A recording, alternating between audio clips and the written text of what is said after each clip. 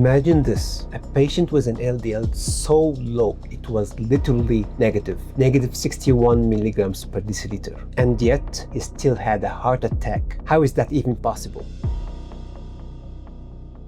Peace be upon you and welcome back to MenHuman. In my last video, I presented this shocking case. A patient with an LDL of just 56 milligrams per deciliter who still came in with a massive heart attack. One of you viewers, going by the name of Reason, asked a very clever question. How long has his LDL been this low? This is a very important question. He or she is implying that his LDL was recently lowered while previously having a vulnerable plaque before lowering his LDL. First of all, thank you for asking this question. I love this question because it shows you're thinking critically, not just accepting numbers at face value. So let's break it down. This patient was a regular visitor to family medicine. He was compliant on his statins. That's the medical ID, his medical ID. I've covered the first part, but I'm showing you only the last 4 digits. And here's the date, 20th of July 2025. And that's his labs over here. And his records shows his last lipid panel was on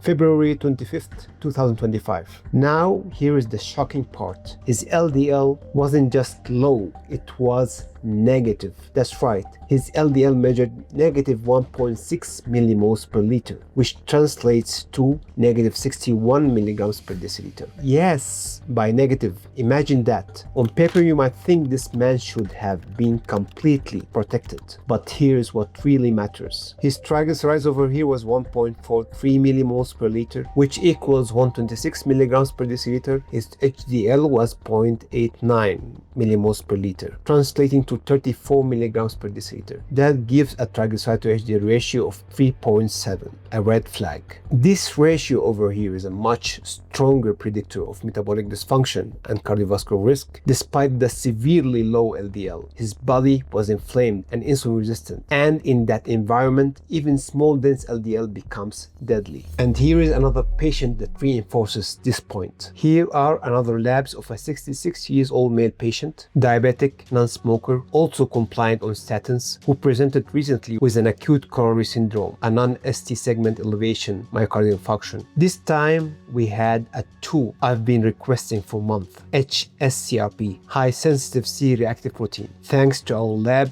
it's now available. His hs-CRP was 11.1 milligrams per liter, extremely high, showing his body was inflamed. His high sensitive troponin was 3464, proving heart muscle injury. He underwent PCI and is now recovering. Now take a look at his lipid panel. That's his lipid panel over here. As you can see here, he's having an LDL of 1.49 millimoles per liter, which equals 57 milligrams per deciliter, almost identical to the first patient. His triglycerides is 1.98 millimoles per liter, which equals to 175 milligrams per deciliter. His HDL is 0.61 millimoles per liter, which equals to 23 milligrams per deciliter. Now that's a triglyceride to HDL ratio of 7.6, severely high. And his HbA1c, as you can see on top of it, is 75.8 millimoles per mole, translating that to almost 9%, proving uncontrolled diabetes. So again, LDL was low, but his inflamed and insulin-resistant body made him vulnerable. Now both patients teach us the same lesson. Low LDL alone doesn't guarantee protection. Inflammation, insulin resistance, and lipid quality matter far more. That's why markers like triglyceride to HDL ratio and hs-CRP are critical for predicting risk. Don't just settle for my LDL is low, so I'm safe. Always ask for deeper testing and address the root cause. If you found this helpful, share it with someone. It could save someone's life. And if you want a 30-day plan to improve your metabolism and heart health, check out my book, Is LDL Really Our Enemy? Cracking the Cholesterol Code. See you in the next episode where we will discuss the